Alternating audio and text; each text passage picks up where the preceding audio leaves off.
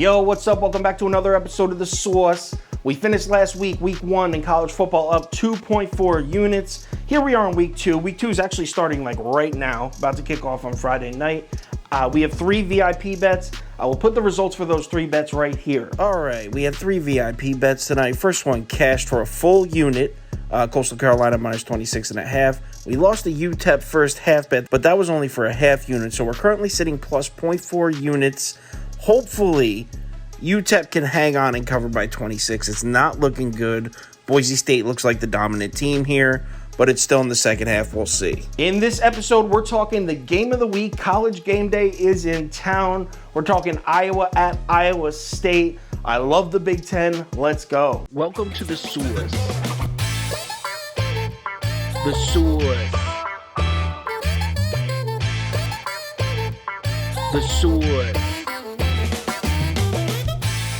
Hey, get the sauce. All right, like I said, Iowa Hawkeyes at the Iowa State Cyclones. As of Monday night, they got the Cyclones laying 4.5 points at home here, and the public hates it. Public is all over Iowa. 81% of the bets, 87% of the money is on Iowa as of Monday night here. So the books react to that money, right? We see that line drop from 4.5 down to 4, but check it out. As soon as it hits 4, here comes some Cyclones money. Here we are on Friday night. We're up to 34% of the money on Iowa State. So it seems like there were some sharps waiting for that line to drop so they can go ahead and hit the Cyclones at 4. All right, I'm going to tell you straight up, I love Iowa State, man. I love that team. Specifically, I love Matt Campbell.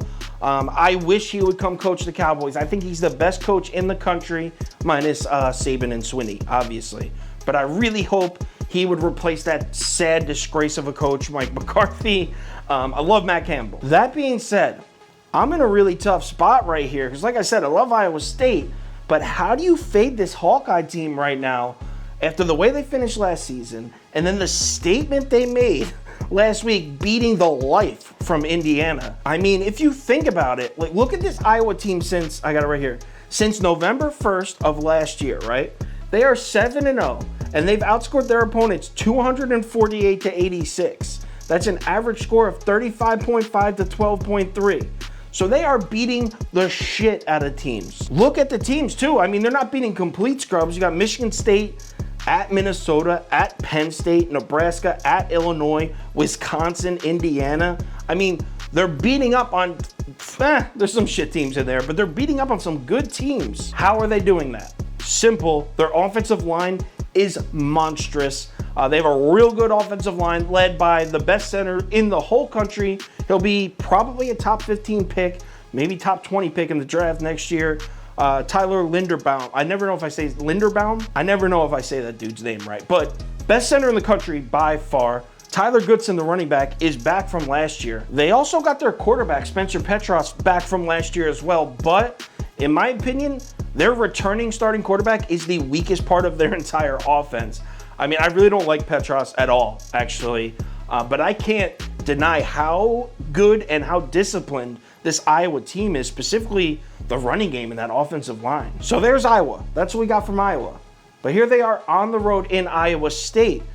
Now, what's the deal with Iowa State? Oh, I don't know. They're only 34 yards away from beating Oklahoma in the Big 12 championship last year.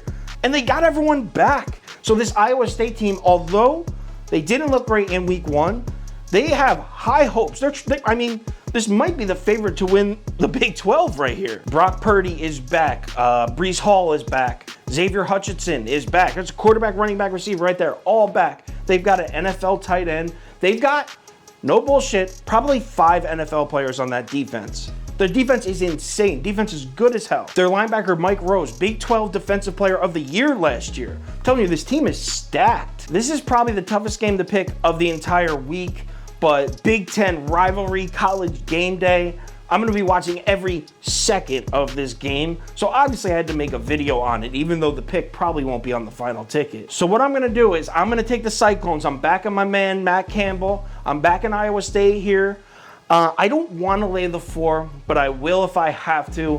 What I might end up doing, I would really feel more comfortable laying 3.5. I know that sounds unusual because everyone's big on 3 and 7, right? Because it's so obvious. But actually 4 and 6 are huge numbers in football as well. I would really love to have that 4 as a win. rather than a push. So I might buy a half a point. We'll see. Probably won't be on the final ticket, like I said. It'll be under the sauce extras portion of the ticket. Speaking of which, final ticket with my top 3, my top 5, and my top 7 bets, my bet of the day, and my parlay of the day, all be posted on KyleKirms.com under picks. That'll be posted at 10:30 a.m. Eastern time. You can sign up if you want to get notified when it's posted. You can download the app and get it straight to your phone if you want. So that'll be posted 10:30 a.m. Eastern time. Any crazy changes, big money shifts, injury updates, line movements, anything like that, I will put it on my Twitter, Instagram, and Facebook. So make sure you check those 3 platforms before you place your bets. College football Saturday number 2. I'm loving the slate today. A lot of value out there. Let's make some money. I'll talk to you on Twitter.